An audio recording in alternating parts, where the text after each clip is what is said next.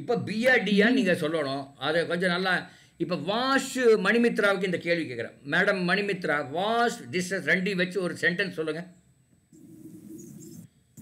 My mother washes My mother dishes. washes. Dishes. அதாவது ஐ wash dishes அப்படி சொல்லலாமா? நீங்கள் டிஷ் வாஷ் பண்ணீங்கன்னா அப்படி சொல்லலாம். அதே மாதிரி அதே சென்டென்ஸ் மாதிரி இந்த பிக்கும் டிக்கு ஏதாவது அப்ளை பண்ணி பாருங்க. I kicked the football. I kicked football, I kick football. Okay, correct. அடுத்து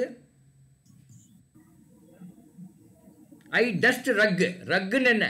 ரக்குன்னு கீழே போடுற அந்த மிதியடி மாதிரி ரக்கு. டஸ்ட்னா டஸ்ட் பண்ணுறது. ஐ டஸ்ட் ரக்கு, அதுவும் கரெக்ட். அப்போ பிஆ டியா ரொம்ப க்ளோஸாக இருக்குது. எது கரெக்டாக இருக்குன்னு நினைக்கிறீங்க?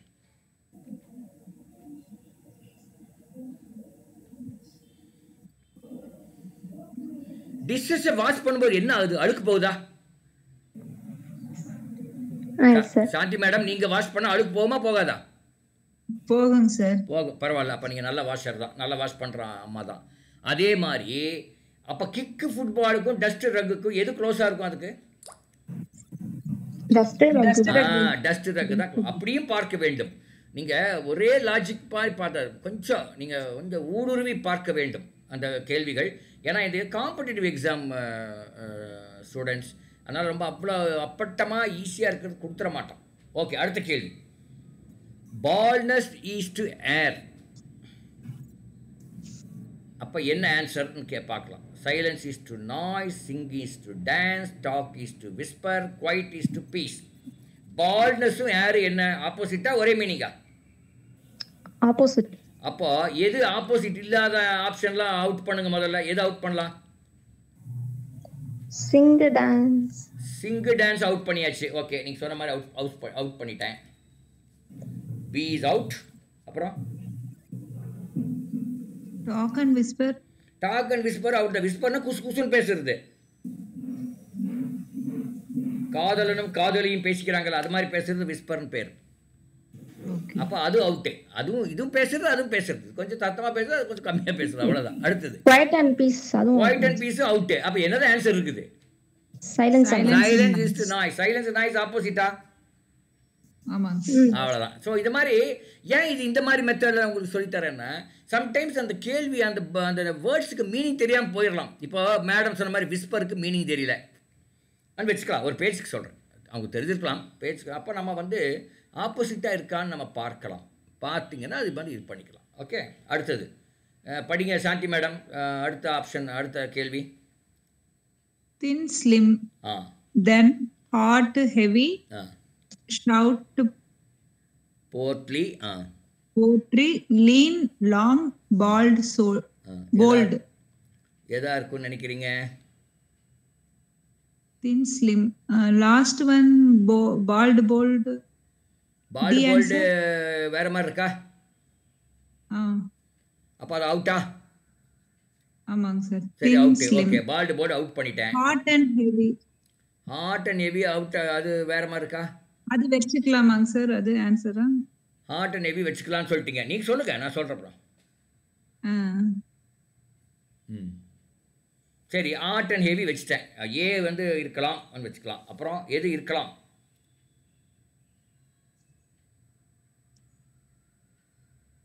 லீன் லாங் வைக்கலாமா?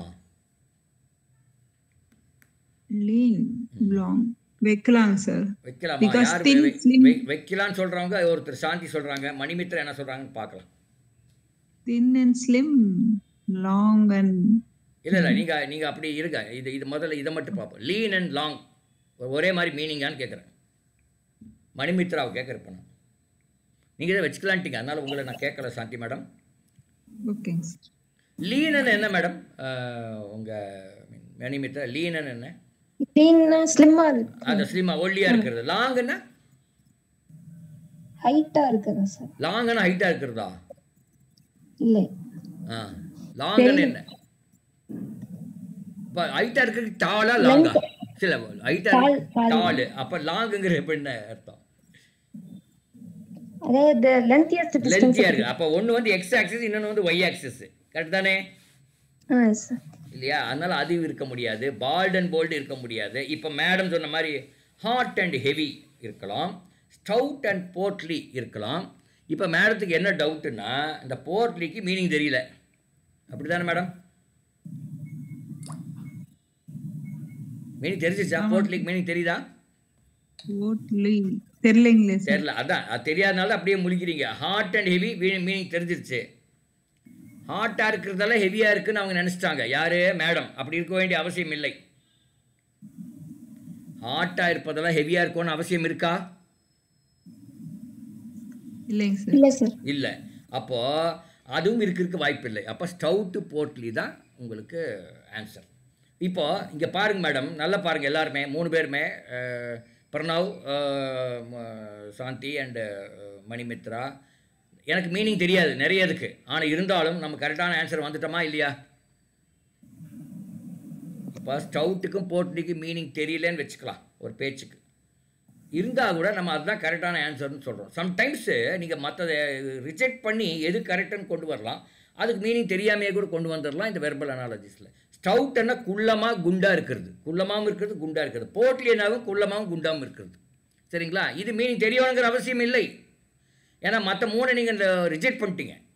மற்ற 3க்கு மீனிங் தெரியும், அது தின்ன சிலிம்புக்கு பக்கத்தில் வரல, அது அவுட்டு. அதனால் எனக்கு பி பற்றி தெரியல, இருந்தாலும் போடு பி அப்படின்னு போட்டுருவோம். புரியுதுங்களா மேடம்? ஓகேங்க சார். அதனால தான் இது காம்படிட்டிவ் எக்ஸாம் வந்து ரொம்ப நீங்கள் அறிவாளியாக இருக்கணுங்கிற அவசியம் இல்லை. கொஞ்சம் அறிவாளியாக இருந்து, இந்த கோடீஸ்வரன் பார்த்துருக்கீங்களா? ஒரு நிகழ்ச்சி, கோடீஸ்வரன் ஒரு நிகழ்ச்சி நடத்துனாங்க, பார்த்துருக்கீங்களான்னு கேட்குறேன். பார்த்தது இல்லையா கோடீஸ்வரன் அப்படின்னு ஒரு நிகழ்ச்சியை டிவியில்? பார்த்துங்க சார். பார்த்துருக்கீங்க. அதில் வந்து ரொம்ப நாலேஜ் இருக்கிறவங்க ஜெயிச்சிருக்காங்களா? ஓரளவுக்கு நாலேஜ் இருந்து காமன் சென்ஸை யூஸ் பண்ணாமல் தான் ஜெயிச்சிருக்கான், அதிகமான பணம் வாங்கியிருக்காங்க. ரொம்ப நாலேஜாக இருக்கிறவனும் ஜெயிக்கலை. ஓரளவுக்கு நாலேஜ் வேணும் கண்டிப்பாக, ஆனால் காமன் சென்ஸும் வேணும். சரிடா? அதை தான் இங்கேயும் வேணும். Common sense is required, which is very uncommon unfortunately. Okay, go to next. படிங்க மணிமித்ரா மேடம்.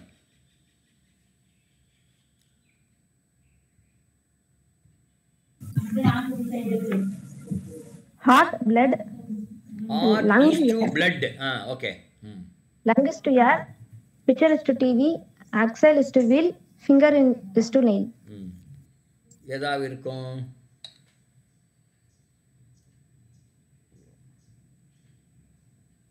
லங் ஏர் இருக்கும். ஆமாம், ஏன்னா அது எல்லாம் உடல் உறுப்புகளை பற்றி இருக்குது. அதுவும் இது உடல் உறுப்பு ஒரு கரெக்டாக இருக்கான்னு நம்ம பார்க்கலாம். ஹார்ட்டுக்குள்ளே எது போகுது? பிளட்டு போயிட்டு வருது. லங்குக்குள்ளே என்ன போயிட்டு வருது? ஏர் போயிட்டு வருது. அதுதான் ஆன்சர். ஓகே, இது ரொம்ப ஸ்ட்ரெயிட் ஃபார்வர்டு, ரொம்ப ஈஸி. அதனால் ஒன்று நீங்கள் ரொம்ப போட்டு மூளையை கசக்க வேண்டாம். அடுத்தது படிங்க madam, Shanthi madam. Towel is to dry, book is to cover, needle is to see, pencil is to paper, shoe அது shoe, pencil is to paper, picture is to color. சரி, இப்போ நான் கேள்வி, டவல் என்பது பெயர் சொல்லா வினை சொல்லா, நவுனா வெர்பா? பெயர் சொல், நவுன். அப்போ ட்ரைங்கிறது வினைச்சொல். அதே மாதிரி இல்லாததெல்லாம் அவுட் பண்ணுங்க. ஒரு பெயர் சொல், அதுக்கு அடுத்தது வினைச்சொல் வந்தது மட்டும் வச்சுக்கோங்க. அது இல்லாததெல்லாம் அவுட் பண்ணுங்க. எதெல்லாம் அவுட் பண்ணலாம்? இது வந்து மணிமித்ரா சொல்லட்டும். பென்சில் பேப்பர், இது ரெண்டுமே பெயர் சொல், அது அவுட். C is out. அப்புறம் புக் அண்ட் கவர், அதுவும் out. A out, C out. Very good. அப்புறம் இப்போ என்ன இருக்குது? பிடி இருக்குது. பிடியில் எது கரெக்டாக இருக்கும்? B option. பி ஆப்ஷன் தான் கரெக்ட். ஷூன்னா தைக்கிறது, ஷூயிங் மெஷின் அப்படின்னு பார்த்துருக்கீங்களா? ஷூயிங் மெஷின் தானே? தையல் மெஷின் பேர் ஷூயிங் மெஷின். தையல்லாம் பண்ணுறீங்களா மேடம் வீட்டில்? சார் அவ்வளோக்கா தெரியாதுங்க. எம்மிங் பண்ணுவீங்களா? எம்மிங் பண்ணுவீங்க? பண்ணுவாங்க. எம்மிங்கன்னா அது ஓரம். நீங்கள் மணிமித்ரா தையல் பண்ணுவீங்களா? இல்லை சார், பண்ணலை. ஓகே, அப்போ பண்ணால் ஷூயிங் மெஷின் அதுக்கு. அப்போ அது நீடில் யூஸ் ஆகுது. நீடில் இஸ் பெயர் சொல், that is noun. Showing is. அப்போது நீங்கள் இது ஒரு மெத்தட். இன்னொரு மெத்தட் எப்படின்னா, அந்த டவலுக்கும் ட்ரைக்கும் ஒரு சென்டென்ஸ் பார்க்கணும். Towel is use to dry the body அப்படின்னு ஒன்று நீங்கள் பண்ணலாம். அதே மாதிரி நீடில் இஸ் யூஸ் டு சூ த ப்ளவுஸ் அப்படி சொல்லலாமா? அந்த மாதிரி நீங்கள் சென்டென்ஸை ஃபார்ம் பண்ணி அதே மாதிரி சென்டென்ஸ் எது வருதுன்னு பார்க்கலாம். அது உங்களுக்கு கொஞ்சம் டிஃபிகல்ட்டாக இருக்கலாம், அதனால தான் நான் அதை சொல்லலை. எனக்கெல்லாம் அது ஈஸியாக இருக்குது, ஏன்னா கொஞ்சம் மோர் எக்ஸ்பீரியன்ஸுங்கிறதுனால. பட் அது நீங்கள் ஈஸியாக நீங்கள் இப்படி இந்த பெயர்ச்சொல் வினைச்சொல் பார்த்தாவே அடி பின்னிடலாம். அடுத்தது சில்கிஸ்ட் ப்ளவுஸ், ரெண்டுமே பெயர் சொல்லா?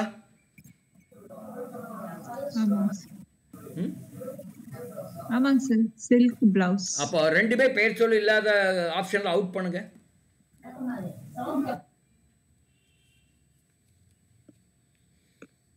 ரெண்டுமே பெயர் சொல் இல்லாததை அவுட் பண்ணுங்க. ஆப்ஷன் ஃப்ளை ஸ்விம் கிடையாது, பி இஸ் அவுட். அப்போ ACD தான் ஆன்சரு. இப்போ பாருங்க எது கரெக்டாக இருக்குன்னு பார்க்கலாம். Cotton nylon answer. Cotton nylon சொல்லலாமா? இப்போ சில்க் ப்ளவுஸ்க்கு எப்படி கனெக்ட் பண்ணுறீங்க?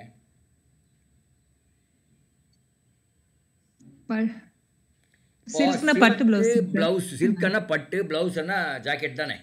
ஜாக்கெட்டு பட்டு ஜாக்கெட்னு சொல்கிறோம். அப்போ சில்க் ப்ளவுஸ்ன்னு சொல்லலாமா? சொல்லலாம். அதே மாதிரி எதை நீங்கள் சொன்னால் நல்லாயிருக்கும் அந்த மற்ற 3 ஆப்ஷனில்? ஃபர் கோட் சொன்னா ஃபர் கோட் தான் கரெக்டு.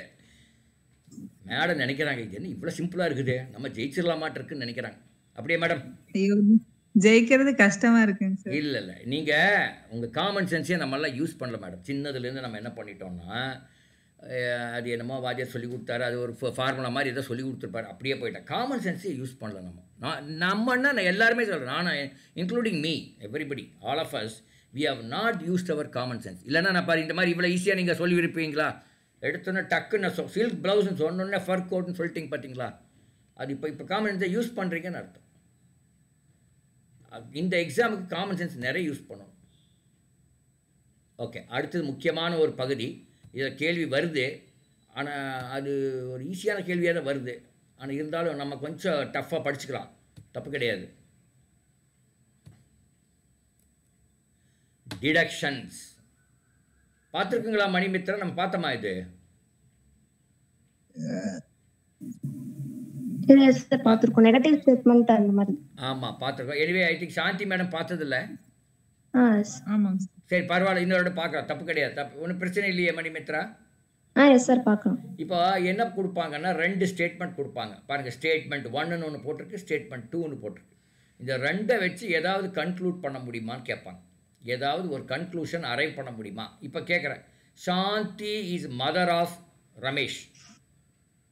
அதுலேருந்து என்ன நம்ம ஒரு அப்புறம் அடுத்தது வந்து Shanthi is mother of X வச்சுக்கலாம். X is a female, X is a female. Shanthi is mother of X, X is a female. அதுக்கு அடுத்தபடியாக எக்ஸ் இஸ் எ ஃபீமேல் ஆகிப்போச்சு. சாந்தி ஆஸ் எ டாட்டர் அப்படின்னு கன்க்ளூட் பண்ணலாமா? கன்ஃபியூஸ் பண்ணிட்டேன் நானே. பாருங்கள் இங்கே எழுதுகிறேன் பாருங்கள். Shanthi is mom of X. அடுத்தது X is a female, X is a female. இப்போது இதிலிருந்து Shanti X is a female, Shanti as a டாட்டர்னு சொல்லலாமான்னு கேட்குறேன். சொல்லலாம் சார். சொல்லலாமா? ஒன்று ஆட்சேபணம் இல்லையா மற்ற 2 பேருக்கு? அது நீங்கள் அப்புறம் சாந்திக்கு டாக்டரே இல்லைங்கன்னு சொல்லக்கூடாது. இப்போ நம்ம இந்த எக்ஸாம்பிள் படி சாந்திக்கு டாக்டர் இருக்காங்க, சரியா? ஓகே, அதே மாதிரி தான்மா. இதுதான் இந்த கன்க்ளூஷன் அப்படிங்கிறது. நான் அழிச்சிடுறேன், ஏன்னா கன்ஃபியூஸ் ஆகிருங்கிறதுக்காக அழிச்சிடுறேன். ஸோ இங்கே என்ன கொடுத்துருக்காங்கன்னா,